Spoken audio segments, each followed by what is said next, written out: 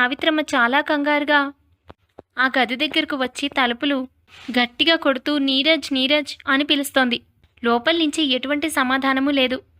కాసేపట్లో కాలేజీకి బయలుదేరవలసిన చిన్న కొడుకు లోపల తయారవుతున్నాడు అనుకుంటున్న సావిత్రమ్మకు నీరజ్ తలుపులు తీయకుండా నిశ్శబ్దంగా ఉండేసరికి కంగారు మొదలైంది.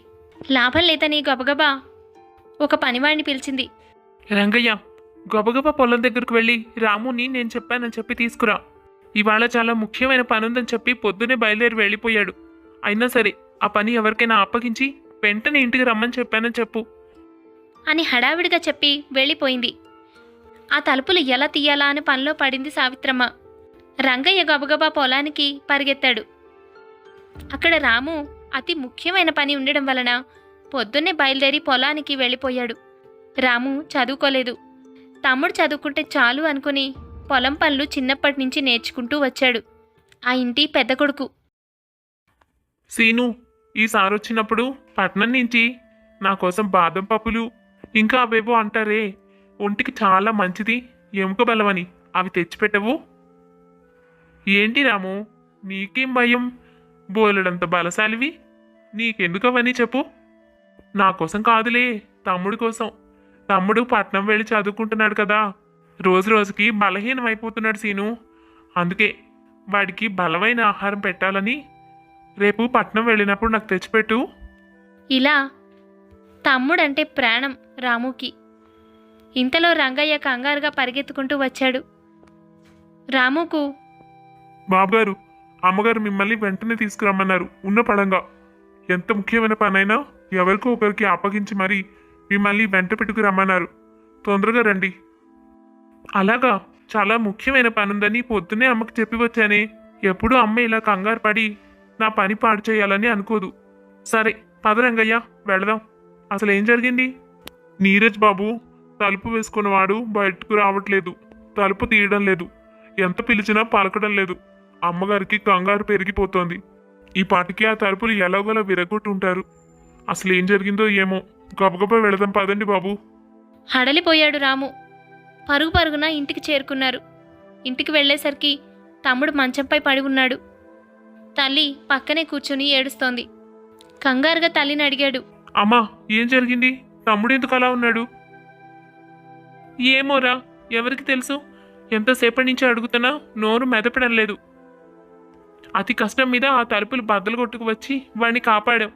నీ తమ్ముడు పురుగుల మందు తాగుతున్నాడు తెలుసా? అసలు ఇంతమంది ఉండగా వాడికి ఆ కష్టం ఎందుకు వచ్చిందో నాకైతే అర్థం కావట్లేదు. ఇంత బాగా చూసుకునే అన్నయ్య, ఏ లోటు లేని జీవితం, తల్లిదండ్రులు ఏం కావాలన్నా తెచ్చి పెడుతున్నాం. ఏం కష్టం ఉందంట్రా? హాయిగా చదువుకొని వస్తున్నవాడు ఇవాళ ఎవరికి చెప్పకుండా ఇలాంటి పని చేయడానికి సిద్ధపడ్డాడు. ఎందుకు చేసావురా అంటే నోరు మెదపకుండా అలాగే పడుకుని ఉన్నాడు. అదృష్టం బాగుండి సమయానికి లోపలికి వచ్చాం కాబట్టి ప్రమాదం నుంచి తప్పించగలిగాం. అయినా చూడు ఎంత నీరసంగా పడున్నాడో. అసలు వాడి బాధ ఏమిటో నీకైనా చెప్తాడేమో చూడు రాము. ఇంత పని చేయడానికి వాడికి మనసు ఎలా వచ్చిందో. సరేమా, నేను మాట్లాడతాను. మీ అందరూ బయటకు వెళ్ళిపోండి.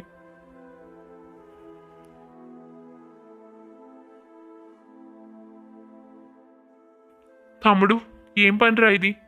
అమ్మ చూడు ఎంత కంగారు పడుతుందో. నాన్న ఊళ్ళో లేడు కాబట్టి సరిపోయింది. నాన్న కానీ ఉండుంటే తట్టుకోగలిగేవాడా? నీకేం లోటు వచ్చింది తమ్ముడు? ఏదైనా కావాలంటే నాతో చెప్పుండొచ్చు కదా. అయినా మమ్మల్ని అందరినీ వదిలేళ్ళిపోయేంత కష్టం నీకేమొచ్చిందిరా? ఇంత చిన్న వయసులో ఇలాంటి ఆలోచనలు ఎందుకు వస్తున్నాయి నీకు? అసలు ఏం జరిగింది? నీరజ్ నోరు మెదపడం లేదు. ఇదిగో, ఇలా ఏం జరిగిందో చెప్పకపోతే మా అందరికీ ఎలా తెలుస్తుంది? ఇంత పని చేసావు, దీనికి నువ్వు సమాధానం చెప్పి తీరాలి. చెప్పు తమ్ముడు, ఎందుకు ఇంత పని చేసావు? నీ బాధ ఏంటో చెప్పు. ఏదైనా సరే నేను చేసి పెడతాను. చిన్నప్పటి నుంచి నువ్వేదైనా అడిగితే నేను కాదన్నానా? ఎప్పుడైనా నీ ఇష్టాన్ని, నీ కోరికని వద్దన్నానా? చెప్పు, నీకేం కావాలో నేను చేసి పెడతాను. చెప్పు తమ్ముడు. అది సారీ అన్నయ్య, నేను మా క్లాస్లో నాతో పాటు చదివే ఒక అమ్మాయిని ప్రేమిస్తున్నాను. ఆ అమ్మాయి లేకుండా బతకలేను. తను కూడా నన్ను ప్రేమిస్తోంది అన్నయ్య. తను లేని జీవితం ఊహించుకోలేక చచ్చిపోవాలనుకున్నాను. మీ ఎవరిని బాధ పెట్టాలని నా ఉద్దేశం కాదు. కానీ తను లేకుండా నేను బతకలేనన్నయ్య. తను లేకుండా బతకాలని ఎవరు చెప్పారు? నువ్వు ప్రేమిస్తుంటే మేము వద్దంటామా చెప్పు? చెప్పాను కదా, నీ ఇష్టాన్ని మన ఇంట్లో ఎవరూ ఎప్పుడు కాదనలేదు. అమ్మా నాన్న వద్దంటారని అనుమానం ఉంటే నేనేదో ఒక విధంగా వాళ్లకు నచ్చ చెప్తాను కదా. ఏ ఆ అమ్మాయి మన కుటుంబానికి తగిన వ్యక్తి కాదా? ఆహా, మన కుటుంబానికి తగిన అమ్మాయే. చాలా మంచిది. పేరు శిరీష. నీకు తెలుసుగా, మాకు వచ్చే వారం నుంచి పరీక్షలు. అవి అయిపోయిన తర్వాత ఇంక కాలేజీ అయిపోయినట్టే. ఆ తర్వాత తన్ని కలవడం కూడా కుదరదు. ఆడపిల్ల కదా, చదువైపోయిందని ఎక్కడ పెళ్లి సంబంధాలు చూస్తారో అని కంగారు పడ్డాను. ఈ విషయమే తనతో చెప్తే తను ధైర్యం చేసి మా సంగతి వాళ్ళ ఇంట్లో చెప్పింది. కానీ వాళ్ళ అమ్మగారు ఎట్టి పరిస్థితుల్లోనూ ఈ పెళ్లికి ఒప్పుకోనని, ఇలాంటి ఆలోచనలు చేస్తే కనీసం పరీక్షలు కూడా రాయనివ్వనని గట్టిగా చెప్పారంట. దాంతో అప్పటి నుంచి తను నాతో మాట్లాడడం కూడా మానేసింది అన్నయ్య. అసలు ఉన్నట్టుండి ఇలా ఎందుకు జరిగిందో నాకు అర్థం కావట్లేదు. తను ఇంట్లో చెప్పకుండా ఉంటే బాగుండేది. అసలు ఆవిడ ఎందుకు వద్దంటున్నారో కూడా తెలియడం లేదు. మనం కూడా మన ఊళ్ళో బాగా పలుకుబడి ఆస్తి ఉన్నవాళ్లమే కదా. వాళ్ళ ఊళ్ళో తను కూడా అంతే. వాళ్ళది మంచి జమీందారు కుటుంబం అంట. వాళ్ళ నాన్నగారు మాత్రం తను చిన్నప్పుడే చనిపోయారు. అయినా కూడా నీ గురించి నా గురించి అన్ని వివరాలు చెప్పిందట వాళ్ళ అమ్మగారికి. మా అన్నయ్య పెళ్ళైన తర్వాతనే నేను పెళ్లి చేసుకుంటానని ముందే తనతో చెప్పాను. అసలు వాళ్ళ ఉద్దేశం ఏమిటో కూడా సరిగ్గా చెప్పకుండా పెళ్లి చేయడం కుదరదని తనను నిర్బంధంలో పెట్టారు. ఈ పరిస్థితుల్లో తను లేకుండా నేను ఎలా బతకాలి? తనతో నా పెళ్లి జరగదేమో అన్న భయాలు నన్ను పట్టుకున్నాయి. ఆ ఆవేశంలోనే ఇలాంటి పని చేద్దామని అనుకున్నాను. సారీ అన్నయ్య, మిమ్మల్ని అందరినీ చాలా బాధ పెడుతున్నానని నాకు అర్థమైంది. ఏడ్చవలే, ఇప్పుడు అర్థమైంది ఆ విషయం నీకు? ఒక అమ్మాయిని పెళ్లి చేసుకోలేనేమో అని అనిపించినంత మాత్రం నా చచ్చిపోతావా తమ్ముడు? నీకు ఒక జీవితం లేదు? ఇంత కష్టపడి చదివిస్తున్నా నా గురించి కానీ, నీ మీదే అసలు పెట్టుకున్న అమ్మా నాన్నల గురించి కానీ ఆలోచించొద్దు? నువ్వు ఇంత మూర్ఖంగా ప్రవర్తిస్తావు అనుకోలేదు. నేను పల్లెత్తు మాటం లేదురా. కానీ నువ్వు ఇంత చిన్నతనంగా ఆలోచిస్తావని ఊహించలేకపోయాను. అమ్మా నాన్న చిన్నప్పటి నుంచి ఎన్ని అవస్థలు పడ్డారో గుర్తుందా? మన ఇద్దరిలో ఎవరో ఒకరిని చదివించగలరు, అంత మాత్రమే స్తోమత ఉంది అన్నప్పుడు నువ్వు చదువుకుంటే చాలు అనుకుని పొలం పనులకి అలవాటు పడ్డాను. అదృష్టం బాగుండి మనకు అన్ని విధాలుగా కలిసొచ్చి ఇవాళ ఊళ్ళో మంచి ఆస్తులు సంపాదించగలిగాం. పలుకుబడి పేరు కూడా సంపాదించాం. అయినా అమ్మా నాన్న మన్ని పెంచడానికి పెద్ద చేయడానికి ఎన్నో అవస్థలు కష్టాలు పడ్డారు. వాళ్ళొక పూట తినడం మానేసి మనకు ఆహారం పెట్టారు. అలాంటి వాళ్లను నువ్వు బాగా చదువుకొని మంచి ఉద్యోగం తెచ్చుకుని నెత్తి మీద పెట్టుకు చూసుకుంటావని నేను అనుకుంటున్నాను. నేను ఎంత కష్టపడినా ఎంత సంపాదించినా నువ్వు పట్నంకి వెళ్ళి ఉద్యోగం చేస్తే మన పరిస్థితి ఇంకా మెరుగుపడుతుంది తమ్ముడు. అప్పుడు అమ్మా నాన్నల్ని కాలు కింద పెట్టనీయకుండా ఆనందంగా చూసుకోవచ్చు. అదేదో అంటారే, ఆకాశంలో ఎగిరేది విమానం ఎక్కించి అమ్మా నాన్నల్ని వాళ్ళు కోరుకున్న ప్రదేశాలన్నీ తిప్పి చూపించాలి. వాళ్ళ పిల్లలుగా మనకు అంతకంటే సంతోషం ఏముంటుంది? ఇన్నాళ్ళు కష్టాలు పడ్డారు. ఇక మీదైనా వాళ్ళు సంతోషంగా ఉండే సమయం దగ్గరలో ఉంది అని నేను అనుకుంటే ప్రేమ కోసం ప్రాణం తీసుకుంటావా? అసలైనా ఇంట్లో మేమందరం ఉన్నాం కదా. సమస్య ఇది అని చెప్తే ఏదో ఒక పరిష్కారం ఆలోచిస్తాము కదా. వాళ్ళ ఊరు వివరాలు అన్నీ నాకు చెప్పు. నువ్వు మాత్రం ముందు పరీక్షల మీద దృష్టి పెట్టు. బాగా చదివి పరీక్షలు బాగా రాయాలి. నీకు పరీక్షలు అవ్వగానే వెతుక్కుంటూ ఉద్యోగం రావాలి. అర్థమైందా? ప్రేమ సంగతి నాకు వదిలేయి. వాళ్ళ అమ్మగారితో మాట్లాడి మీ పెళ్లికి ఒప్పించే పూచి నాది. ఇకపై దీని గురించి ఆలోచించావో? చాలా థ్యాంక్స్ అన్నయ్యా. అలాగే నువ్వు చెప్పినట్టే చేస్తాను. బాగా చదువుకుని పరీక్షలు బాగా రాస్తాను, మాటిస్తున్నాను అన్నయ్య. నేను ఇంత పిరికితనంగా ఆలోచించినందుకు నాకే బాధగా ఉంది. అవును, మీతో చెప్తే మీరు ఏదో ఒకటి చేసేవారే. ఇకపై నేను ఇప్పుడు ఇలాంటి పని చేయను. సారీ అన్నయ్య. నీరజ్కి ధైర్యం చెప్పిన రాము మనసులో బాధపడుతూ బయటకు వచ్చాడు. తల్లి అయోమయంగా తన వైపు చూస్తోంది. ఏరా, తమ్ముడికల్లా మాటిచ్చావు, వద్దంటున్న వాళ్ళని పెళ్ళికి ఎలా ఒప్పిస్తావు? వాళ్ళు ఎవరో ఏంటో కూడా మనకు తెలీదు. అయినా వీడు ఇలాంటివన్నీ మనసులో పెట్టుకుంటే ఎలా చెప్పు? వాడికి ఈ మాత్రం కూడా ఆలోచన లేకుండా పోయింది. అంతా విన్నావా అమ్మా? సరే పోనీలే, ఒక తమ్ముడు తనకు ఇష్టమైన అమ్మాయిని ప్రేమించాడు, అంతే కదా, తప్పే ఉంది. ఈ రోజుల్లో ఇవన్నీ మామూలే అమ్మా. కాలేజీల్లో చదువుకుంటున్నప్పుడు పిల్లలు ఇలాగే ప్రవర్తిస్తూ ఉంటారు. అయినా అంత నిజంగా వాడు జీవితంలో ఆ అమ్మాయిని తన భాగస్వామిగా కోరుకుంటూ ఉంటే మనం ఎలా కాదనగలం? నేను వెళ్ళి మాట్లాడి చూస్తాను. తన వివరాలన్నీ కనుక్కున్నాను. తమ్ముడు చెప్పిన దాన్ని బట్టి మన పక్క ఊరే వాళ్ళది. అసలు వాళ్ళ సమస్య ఏంటో అడిగి మాట్లాడిన తర్వాత మనం ఒక నిర్ణయానికి వద్దాం. నువ్వు తమ్ముడిని దీని గురించి ఏమీ అనకు. ఇప్పుడే వాడు కొంచెం ధైర్యం తెచ్చుకుని చదువుకుని పరీక్షలు రాస్తానన్నాడు కదా, నువ్వేమైనా అంటే కంగారు పడతాడు. అలాగే నాన్నకు కూడా ఈ సంగతి ఏం చెప్పకమ్మా. ఎందుకు కంగారు పెట్టడం? అంతా మంచిగా జరిగితే తమ్ముడికి ఉద్యోగం వస్తుంది, వెంటనే పెళ్లి కూడా చేసేయచ్చు. అలా అంటావేంట్రా? ముందు నీ పెళ్ళవ్వద్దు. అలాంటి చాదస్తాలేం పెట్టుకోకమ్మా. నా పెళ్లి గురించి తర్వాత ఆలోచిద్దాంలే. చదువుకునేవాడు, మంచి ఉద్యోగం వస్తే వాడికి ఎవరైనా ఇవ్వడానికి ముందుకొస్తారు పిల్లని. నాకెవరిస్తారు చెప్పు? ఇవాళ రేపు పొలంలో పనిచేసుకునే వాళ్ళని ఎవరిష్టపడుతున్నారు? చూద్దాంలే. అంతెందుకు, మావయ్య కూతురు శశి ఉంది. తనకిష్టం ఉందా నన్ను పెళ్లి చేసుకోవడం? తను ఈ ఊళ్ళోనే ఉంది, అంతంత మాత్రమే చదువుకుంది. పల్లెటూరులో ఉన్న పిల్లకు కూడా ఈ పల్లెటూరులో ఉండేవాడిని పెళ్లి చేసుకోవడం ఇష్టం లేదు. అలాంటిది ఎవరు మాత్రం ఇష్టపడతారు చెప్పు? నా పెళ్లి సంగతి నిదానంగా చూద్దాం. ముందు తమ్ముడు గురించి ఆలోచించడమ్మా. సరేలే, అయినా రేపు నేను వెళ్ళి మాట్లాడొస్తాను, అప్పుడు ఆలోచిద్దాం. మనసులో తల్లి చాలా సంతోషపడింది. అదే సమయంలో బాధ కూడా కలిగింది. రాము చెప్పిన మాటలు నిజమే. అప్పటికే 3 ఏళ్ల నుంచి రాముకు పెళ్లి చేయాలని ఎన్నో సంబంధాలు చూస్తున్నారు. పొలం పనులు చేసుకుంటున్నాడు అన్న కారణంగా, చదువు సరిగ్గా లేదు అన్న కారణంగా తనకు పిల్లనివ్వడానికి ఎవ్వరూ పెద్దగా ముందుకు రావట్లేదు. అంత ఆస్తిపరులైనా అందరూ పట్నంలో ఉండే వాళ్ళనే ఎక్కువగా ఇష్టపడుతున్నారు. రాముకు తగిన జోడి ఎక్కడుందో, ఎలా దొరుకుతుందో అనుకుంది మనసులో. మళ్ళీ పొలం పనులకు వెళ్ళిపోయాడు రాము. ఒక పక్క పనిచేస్తూనే మరొక పక్క తనకు తెలిసిన వాళ్ళందరి దగ్గర పక్క ఊళ్ళో ఉంటున్న తాయారమ్మ గురించి ఎంక్వైరీ చేయడం మొదలుపెట్టాడు. ఎవరూ వ్యతిరేకంగా చెప్పలేదు, కానీ సుముఖంగా కూడా మాట్లాడింది లేదు. ఆవిడ కానీ వాళ్ళ 2 అమ్మాయిలు కానీ ఎప్పుడూ పెద్దగా ప్రపంచానికి సంబంధం ఉన్నట్టుగా ఉండరు. పేరుకి జమీందారు కుటుంబమే. తండ్రి చనిపోయాక ఆ పిల్లలిద్దరినీ ఆవిడ పెంచి పెద్ద చేసింది. కానీ ప్రపంచానికి చాలా దూరంగా ఉంటారు వాళ్ళు. ఎవరితోనూ మాట్లాడరు. ఇంతవరకే తెలిసింది రాముకి. సరే, చేసేది లేక ఆ రోజు రాత్రి ఇంటికి వెళ్ళిపోయాడు. మరుసటి రోజు పొద్దున్నే ఆ ఊరికి బయలుదేరతాడు రాము. తమ్ముడు చెప్పిన ఆనవాళ్లని బట్టి అక్కడ ఇక్కడ ఎంక్వైరీ చేసుకుంటూ ఊళ్ళో తాయారమ్మ ఇంటిని సులభంగానే పట్టుకున్నాడు. తమ్ముడు ప్రేమించింది తాయారమ్మ 2వ అమ్మాయి శిరీషను. ఆవిడ పెద్ద కూతురు తులసి.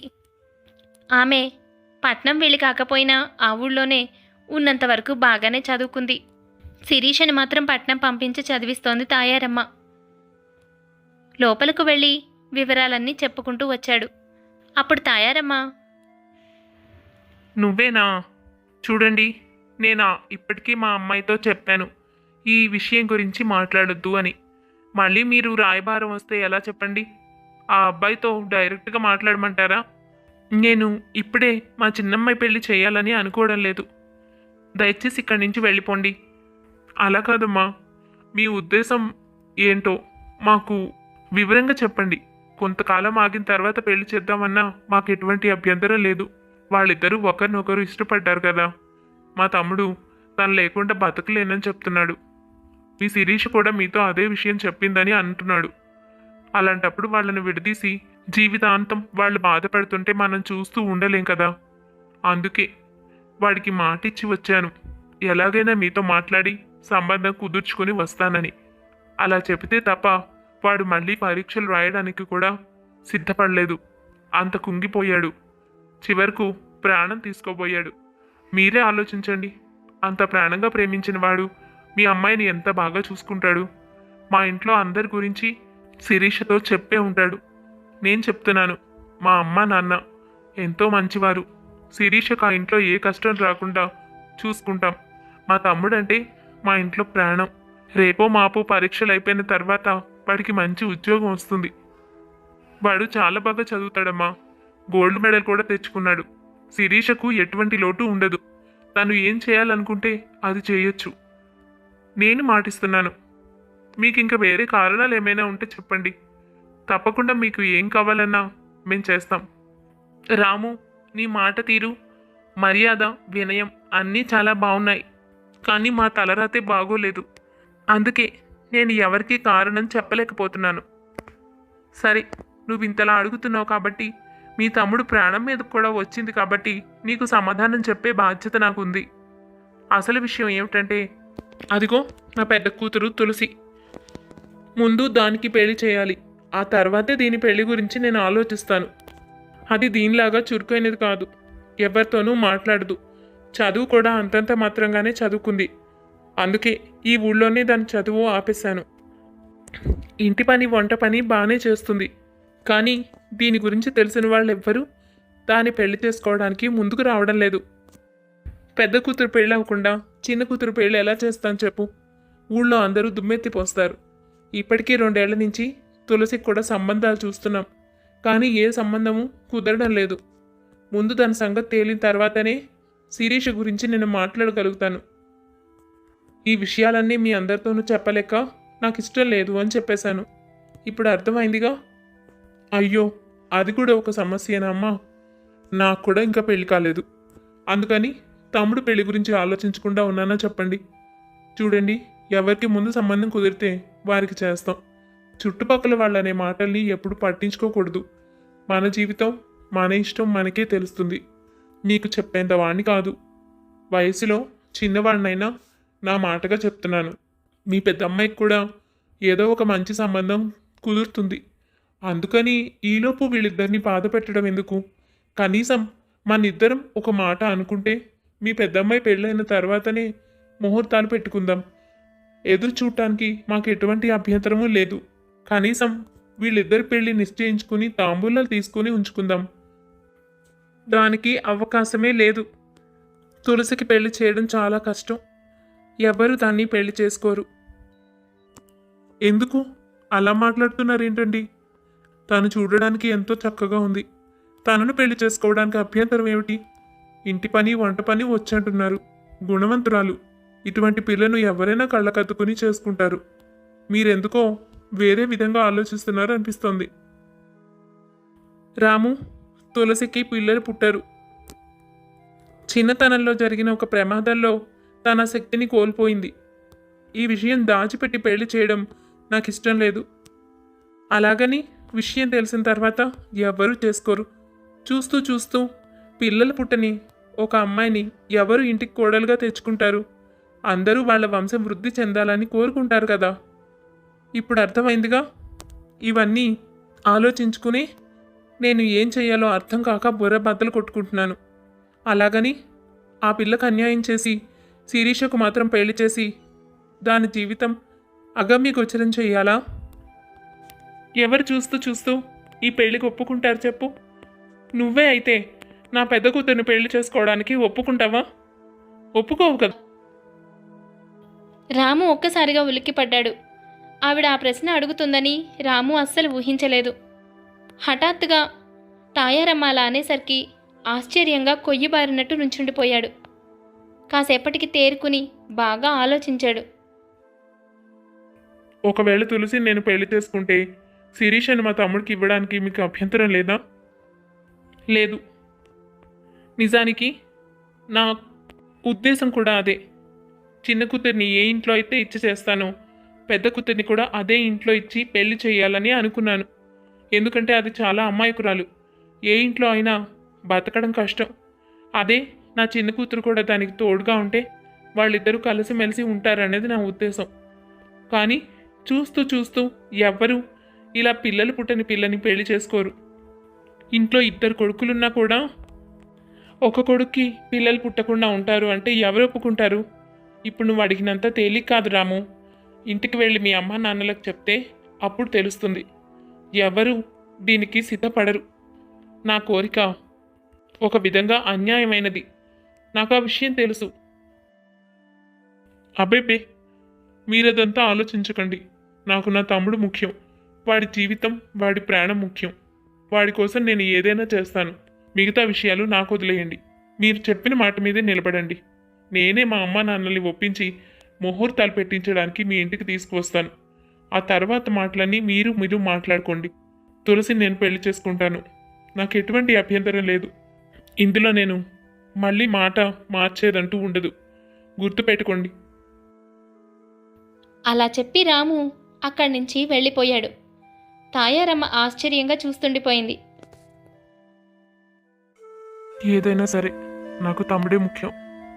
వాడు ప్రాణం తీసుకునేదాకా వచ్చాడంటే ఈ పెళ్లి జరగకపోతే వాడేమైపోతాడు? మనకు దక్కడు. ఇలాంటి పరిస్థితుల్లో నేను తీసుకున్న నిర్ణయమే సరైనది. అమ్మ నాన్నకి ఎలాగోలా నచ్చ చెప్పాలి. వాళ్ళ ఈ నిర్ణయానికి ఒప్పుకునేలాగా చేయాలి. అయినా బాధే ఉంది. తమ్ముడు పిల్లలు నా పిల్లలు కారా? వాళ్ళనే నా పిల్లలుగా చూసుకుంటాను. వాడి పెళ్లి జరగాలంటే ఇది ఒక్కటే మార్గం. నిన్న వాడిన పరిస్థితుల్లో చూసి నాకు గుండాగినంత పని అయింది. మళ్ళీ తమ్ముడు ఎప్పుడూ అలాంటి స్థితిలో ఉండకూడదు. ఏదైతే అది అయ్యింది. ఈ విషయం మాత్రం తమ్ముడికి తెలియనీయకూడదు. అప్పుడు వాడు అటు ప్రేమని వదులుకోలేక ఇటు నా గురించి ఆలోచించలేక చాలా బాధపడతాడు. ఇలా బరువెక్కిన హృదయంతో ఇంటికి బయలుదేరాడు రాము. దారి పొడుగున ఇవే ఆలోచనలు రామును చుట్టుముట్టేశాయి. ఎలాగూ ఇంటికి చేరుకున్నాడు. అతి కష్టంపై జరిగిందంతా తల్లిదండ్రులతో చెప్పాడు. ఆశ్చర్యపోయి చూస్తుండిపోయారు వాళ్ళిద్దరూ. ఒరేయ్, అలాంటి నిర్ణయం ఎలా తీసుకున్నావురా?